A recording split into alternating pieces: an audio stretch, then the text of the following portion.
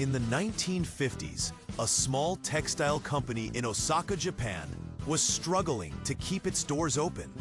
The post-war economy was tough and competition was fierce. But inside those factory walls, a dream was quietly being stitched together. That dream belonged to a determined man named Konosuke Matsushita. He wasn't born into wealth or power. In fact, he grew up poor and sickly, often too weak to attend school. But his mind burned bright with ambition. At just 9 years old, he left home to work at a bicycle shop. It was there, surrounded by gears and grease, that he discovered a love for building things and a powerful desire to improve people's daily lives. Years later, he invented an improved bicycle lamp, longer lasting and safer than anything else on the market. It was a small thing, but in Japan's dark alleys and war-scarred roads, it meant everything. Matsushita knew he was onto something. In 1918, with barely enough money for tools, he founded his own company, Matsushita Electric Housewares.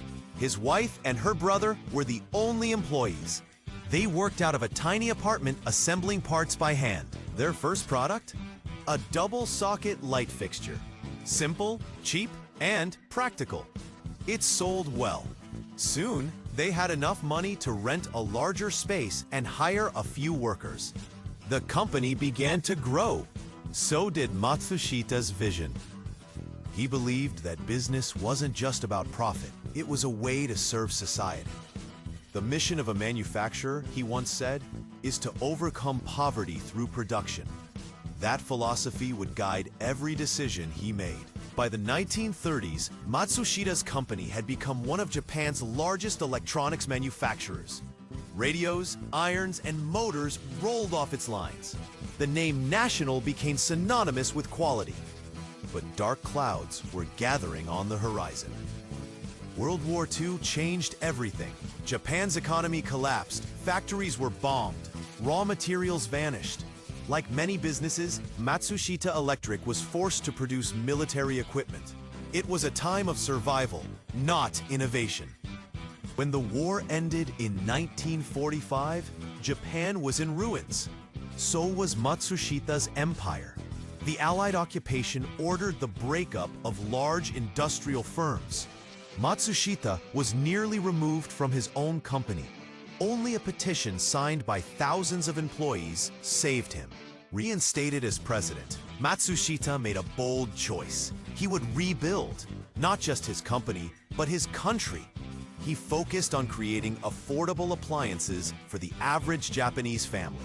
Things like rice cookers, washing machines, and tiny black and white TVs. In post-war homes, these simple devices brought comfort and convenience. For families with little money and big dreams, Matsushita's products became essential. His company, now known as Panasonic, was rebuilding a nation, one home at a time. By the 1960s, Panasonic had become a household name not just in Japan, but around the world. Its televisions lit up living rooms from Tokyo to Toronto. Matsushita's dream had gone global, but he wasn't done yet. He launched technical schools to train young workers. He gave employees a say in management. He urged other companies to treat people with dignity. A company, he said, is its people. In Japan's corporate landscape, this was revolutionary. In 1973, at age 78, Matsushita stepped down as chairman. But he didn't slow down. He wrote books on leadership, advised politicians, and even created a peace institute. His legacy was more than products, it was principles. He passed away in 1989, leaving behind one of the most respected brands in the world. Panasonic had helped electrify homes, modernize Japan, and shape the global economy. All from a boy who once fixed bicycles for pennies. Today, Panasonic makes everything from batteries and air conditioners to solar panels and airplane systems. It's a tech giant, but still guided by Matsushita's values: service, simplicity, humanity.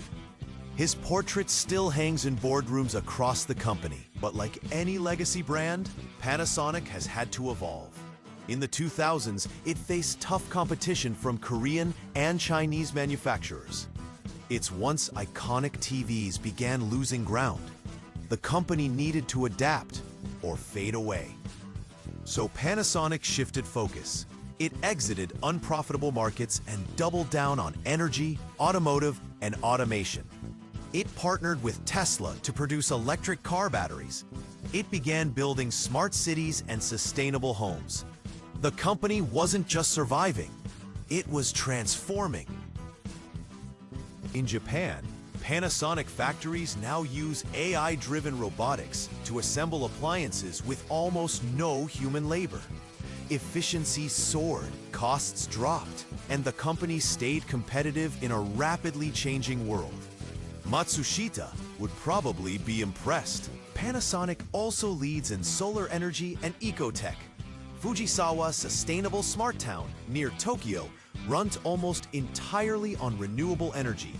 It's a glimpse into a cleaner, smarter future, powered by a company born in the ashes of war. Oh, and fun fact, the batteries in your electric toothbrush or hybrid car, there's a good chance they're Panasonic. Not bad for a company that started with a light socket and a dream. But success hasn't come without challenges. In 2011, a massive earthquake and tsunami struck Japan. Panasonic's supply chains were crippled. Sales dropped. Factories shut down. It was one of the company's darkest moments in decades. Still, Panasonic didn't give up. It restructured, cut costs, and leaned into global markets. Slowly, it climbed back. By 2015, profits had returned, and the company was once again leading in innovation, especially in green technologies. And let's not forget the Toughbook, Panasonic's famously rugged laptop. It's been dropped from helicopters, dunked in water, even run over by trucks. And somehow, it still works, kind of like the company itself.